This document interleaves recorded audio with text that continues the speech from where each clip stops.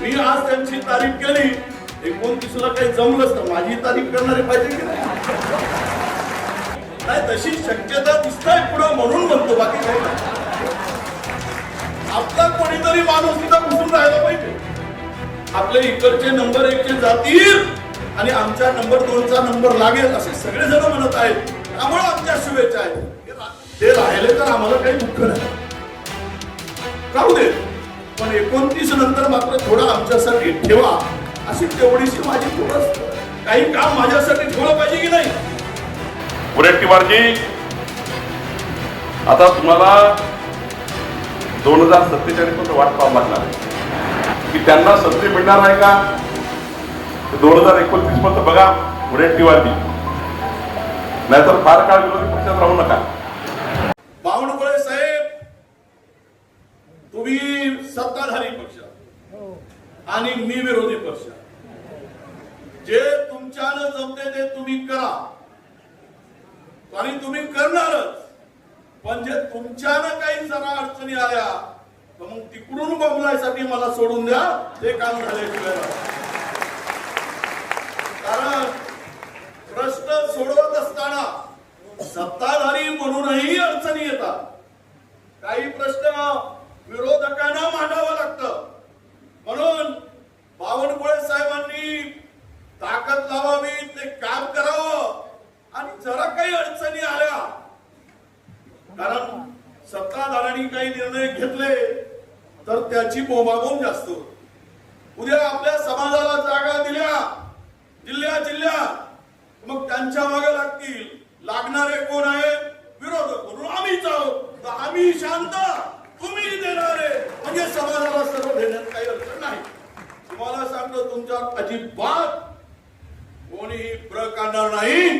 जिल्ह्यातल्या जागा शोधा, ते मिळवण्यासाठी बावनकुळे साहेबांच्या नेतृत्वामध्ये आपल्याला मिळेल. त्यासाठी मी त्यांच्या पाठीमागे आहे खंबीरपणे. शेवट आपण समाज घटक म्हणून काम करायला आलो. काय जे करायचं असेल, हा विखुरलेला समाज अनेक जाती पोटजातीमध्ये संताजींच्या जयंतीच्या 8 डिसेंबरला संताजींची जयंती आहे. 8 डिसेंबर पर्यंत एक चांगला ऐतिहासिक निर्णय साहेब तुम्ही सांगा. तुमच्या कॅबिनेट मध्ये मांडताना अडचणी आले तर डिसेंबरच्या अधिवेशनात मी मांडतो, तुम्ही हो म्हणा, म्हणजे प्रश्न सुटून गेला. पहिला प्रश्न काय सोडवायचा आपल्याला? पहिला प्रश्न आम्हाला कोणी कोणाला कितीही देऊ, पण आपल्या समाजाचा संत श्रेष्ठ संताजी जगनाडे महाराज महामंडळ व्हावं आणि 1000 कोटी रुपये त्या महामंडळाला आपण द्यावे, ही आमची मनापासून इच्छा आहे. कोई कुछ नाही कहेंगे. सगळे घेऊन चालेत ना. आपण नेलं तर काय 2 नंबरचा समाज आहे महाराष्ट्रात. मोठ्या समाजाला लाखो करोडो रुपये मिळाले. 2 नंबरचा समाज असेल आणि मंत्रिमंडळामध्ये सध्या तुम्ही 2 नंबरवर आहात. त्यामुळं हा प्रश्न तुमची जबाबदारी आहे तेवढी माझी आहे, पण तुमची तिकडे आता चलती आहे. तुमचा शब्द कोणी खाली पडत नाही. आज धडाकेबाज घेतो शेतकऱ्यासाठी निर्णय, धनादन धडाकेबाज. म्हणजे तुमचे निर्णय पाहून आपले लोक, आपण जरा बहुजन समाजातले लोक ओबीसी, आपले निर्णय जो धडाका पाहिल्यावर काही जणांना धडकी भरते. त्यामुळे तुमची स्पीड थोडी काही काळासाठी कमी करावं असं माझा सल्ला. जी स्पीड आहे ना, बाकी लागतील मागे तुमच्या. त्या बाई जोडी असते ना आपली बाई, जर जास्त धावणारी असेल की तिच्या जोरात दोरडावे लागतात. अशी प्रकारे आपल्यामध्ये होतो. म्हणून त्या धडाकेबाज निर्णयामुळं महाराष्ट्रातील लाखो शेतकऱ्यांना त्याचा फायदा झालेला आहे. लाखो अनेक प्रकारचे निर्णय मी विधानसभेमध्ये त्यांचं अभिनंदन केलं. अपना आदमी अच्छा निर्णय लेता है तो करना ही पड़ेगा ना. आपल्या माणसाची तारीफ आपण केली पाहिजे, मोकळेपणाने, दिलदारपणाने. कारण मी आज त्यांची तारीफ केली, 29ला काही जमलंच तर माझी तारीफ करणारे पाहिजे की नाही?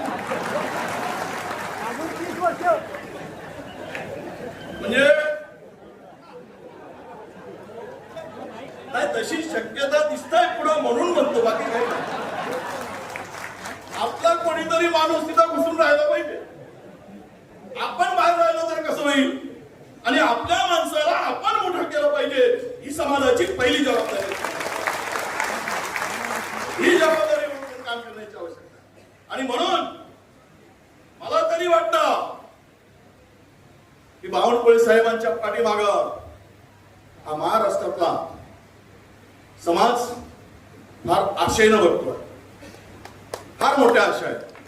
ही संधी कधीच आली नव्हती एवढी मोठी. आणि नशिबानं विरोधी पक्षातही नंबर 1 वर आणि तिकडे सध्या तुम्ही नंबर 1 वरच आहे. थोडीशी वाट पाहावं लागेल, जरा काही काळ आहे, मला वाटतं की लागेल. आम्हाला आशा आहे मा जगदंबेच्या महालक्ष्मीला आपण सगळेजण वंदन करून जा की आपल्या माणसाचा नंबर लवकरात लवकर लागला पाहिजे, कारण तसे वारे तिकडे वाहत आहे. चर्चेला जोरात फूट आलाय. आपले इकडचे नंबर 1 चे जातील आणि आमच्या नंबर 2 चा नंबर लागेल असे सगळेजण म्हणत आहेत. त्यामुळे आमच्या शुभेच्छा आहेत. ते राहिले तर आम्हाला काही दुःख नाही, राहू दे. पण 29 नंतर मात्र थोडा आमच्यासाठी ठेवा, अशी तेवढीशी माझी थोडस काही काम माझ्यासाठी ठेवलं पाहिजे की नाही. मी मंत्री झाल्याबरोबर आदरणीय बावनकुळे साहेब पहिला निर्णय माझ्या जीवनातील काय घेतला, ज्यावेळेस ही सगळी यात्रा निघाली, आमच्या भूषण भाऊच्या नानांच्या सगळ्या मंडळींनी आदरणीय कळस साहेबांनी काढली. त्या यात्रेमध्ये चंद्रपुरात आल्यानंतर समाज बांधवांच्या पुढे मी शब्द दिला होता आणि मंत्री ओबीसी खात्याचा मंत्री झाल्यानंतर सदुंबरेला 70 कोटी रुपये मंजूर करण्याचं काम समाज बांधव म्हणून मी पहिल्यांदा केलं. मला तुम्हाला विनंती करायची आहे आता या 70 मध्ये, कारण मी लहानसा खात्याचा मंत्री होतो, तुम्ही मोठ्या खात्याचे मंत्री आहे, त्यामुळे या 70 मध्ये किमान 100 तुम्ही घाला, म्हणजे 170 मध्ये सदुंबरेचा प्रचंड मोठा विकास आपल्याला सगळ्यांना मिळून करता येईल. आणि तुम्ही घालू शकता. तुमच्या शब्दाला किंमत आहे, तुमच्या शब्दाला ताकद आहे. हे तुम्ही मिळवले आहे, कष्टाने मिळवलं आहे, मेहनतीने मिळवलंय. आपल्या सगळ्यांच्या नशिबी आपण काही जमीनदार नाही, आपण वतनदार नाही, आपण मालगुजार नाही. आपला माणूस समाजातला मोठा होतो, तो कष्टाने होतो, तो मेहनतीने होतो, तो परिश्रमाने होतो आहे. हे सर्वांना माहित आहे. हे आयतं मिळून काही मिळत नाही. कारण या मंचावर असलेल्यांचे कोणी मंत्री वगैरे नव्हते, कोणी खासदार नव्हते, कोणी राज्याच्या राजकारणात मोठे नव्हते. पण जी मंडळी या मंचावर बसून ज्या पदावर काम करतायत ती त्यांच्या मेहनतीचं फळ आहे, हेही समाज बांधवांनी लक्षात घेतलं पाहिजे. आणि समाजांच्या अपेक्षा मोठ्या असतात आपल्या, नक्कीच असायला पाहिजे. कारण आपला माणूस मोठा होतो त्यावेळेस आपल्या अपेक्षा वाढतात, स्वाभाविक आहे. पण सत्तेमध्ये बसणाऱ्या माणसाला सुद्धा अनेक अडचणींचा सामना करावा लागतो, कारण त्या पदावर आम्ही बसलो आहोत. मी असं म्हणणार नाही की ते त्या पदावर बसले म्हणून सगळं काही करू शकतील, परंतु त्यांना एक गोष्ट फायद्याची कशी आहे की वडेट्टीवार नावाचा समाजाचा माणूस पुढच्या बाकावर बसला आहे, त्यामुळे त्यांना थोडासा दिलासा आपल्याला देता येतो. नाही तर बोंबलणारे आम्हीच असतो ना, त्यामुळे बोंबा आम्ही कमी मारू नाही, मारणारच नाही अजिबात. तुम्ही तसं म्हणाल तर तसं, कारण आपण आमच्या लोकांना शांत करू शकतो. आता तुमच्यामध्ये तुम्ही खरं तर इथले प्रश्न खूप मोठे आहेत. अनेक ठिकाणी जिल्ह्यातील लोकांची मागणी आहे संताजी भवनाच्या. ह्या निर्णय साहेब करा बजाट, त्याला पुढच्या डिसेंबरमध्ये मी हे दोनही प्रश्न मांडतो. पलीकडून म्हणजे विरोधी बाकावरून मी मांडतो की आज संताजी महाराजांचा आपल्या समाजाचा एक जिल्ह्यामध्ये समाजभवन निर्माण व्हावा आणि आपल्या महामंडळाला 1000 कोटी रुपये मिळावे, ही मागणी मी करतो. तुम्ही सगळ्यांना पटवून तिकडे तयार ठेवा. मागणी केल्याबरोबर देणारे तुम्ही, मागणारे आम्ही, दोघांचे काम झालं असं समजून आपलं काम होऊन जाईल. या पद्धतीनं आपण पुढे जाऊया.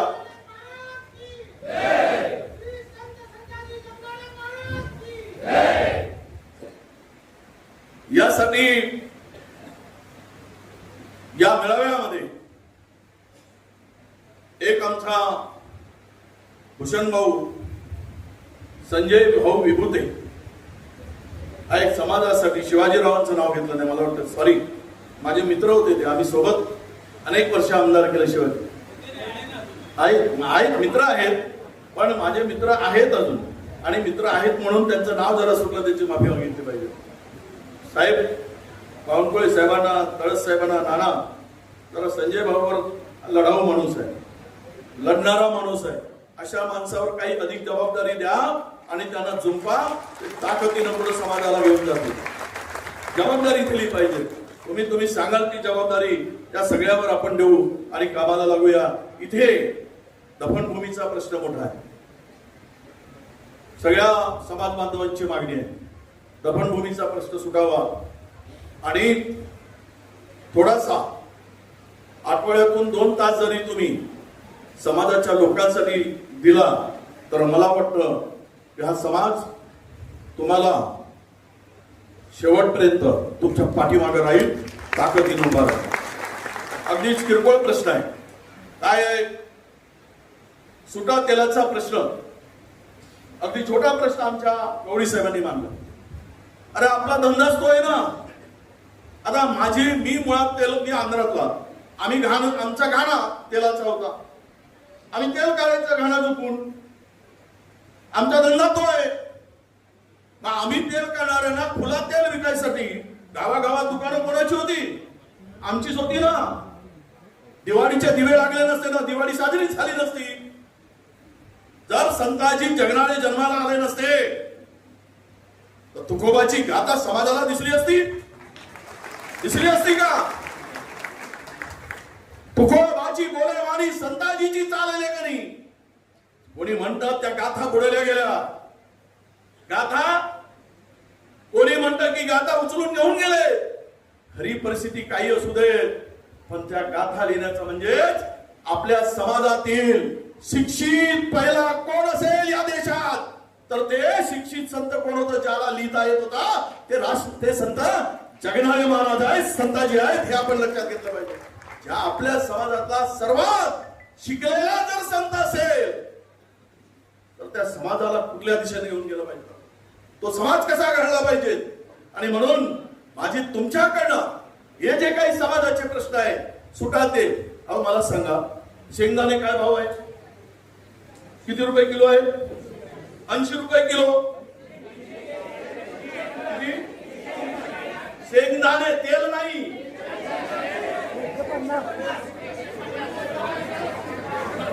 150 रुपये किलो. एक किलो तेल काढायसाठी तुम्ही सांगा, हे जे विकतात ना, जे आता मार्केटमध्ये पॅकिंग वाला तेल येतो ना, शुद्ध शेंगदाणे तेल, आता 150 रुपये शेंगदाणे आहे आणि तेलाचं पाकिट केवढ्यात विकतं शुद्ध शेंगदाण्याचं?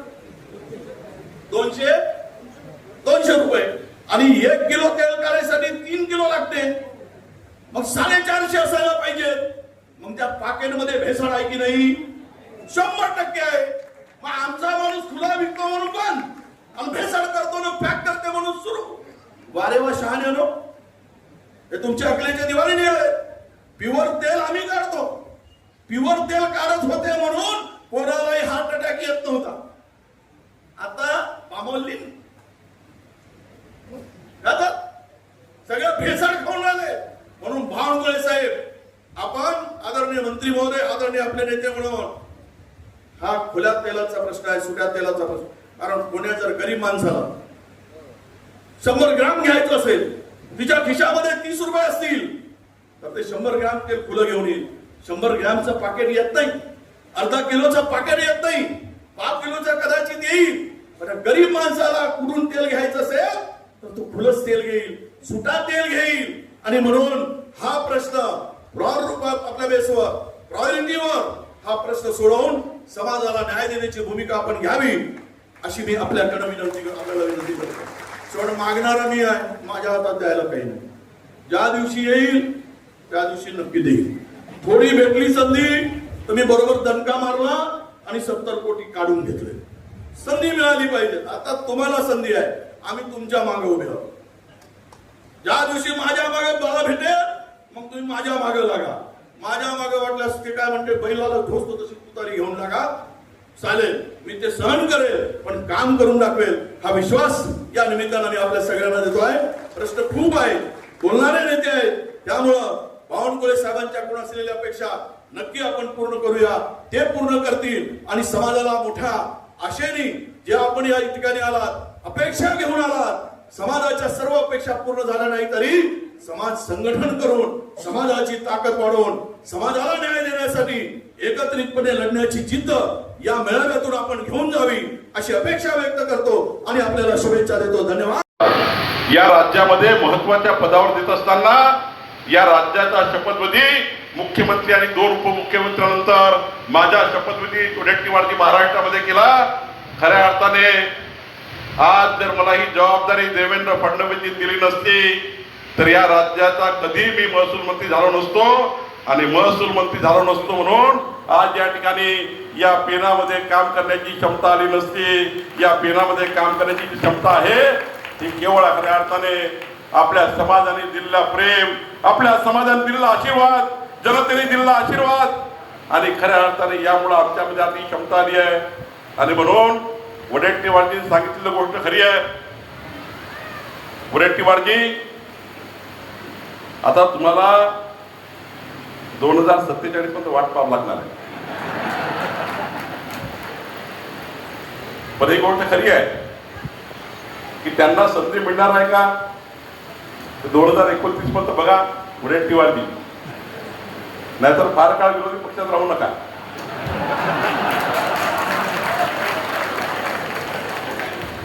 कारण मी आणि देवेंद्रजी तुमचे फार जवळचे मित्र आहोत, दोघंही घरातले आहोत. खरं तर मला अभिमान आहे.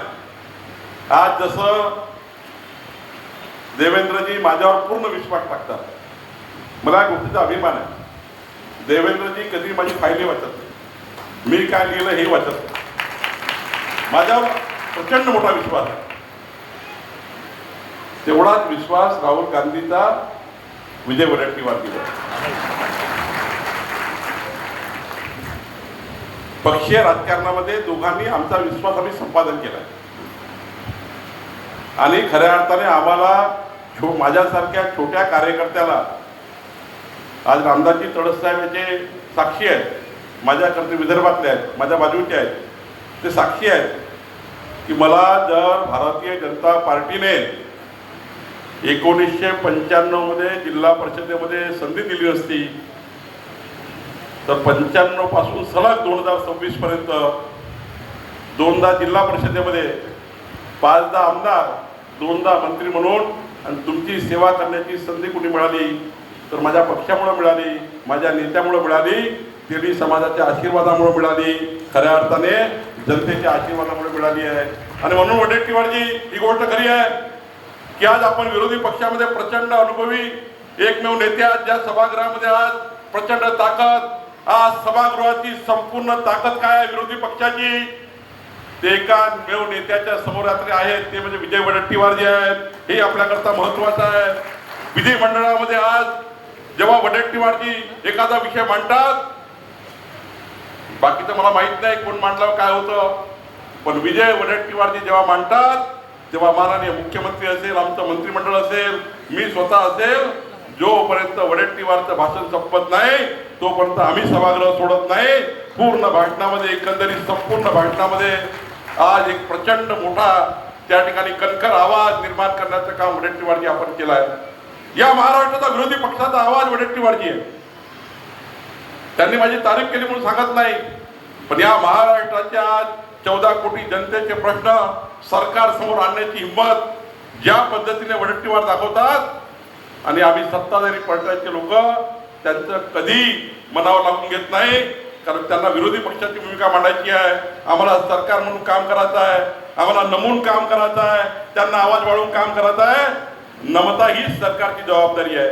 आणि त्यामुळं तडससाहेब मला किती काही बोललं असेल, माझ्यावर कुणी टीका केली असेल, पण सरकारमध्ये जेव्हा आपण असतो तेव्हा नम्रतेने स्वीकारावं लागतं आणि नम्रपणे स्वीकारून या ठिकाणी आपली भूमिका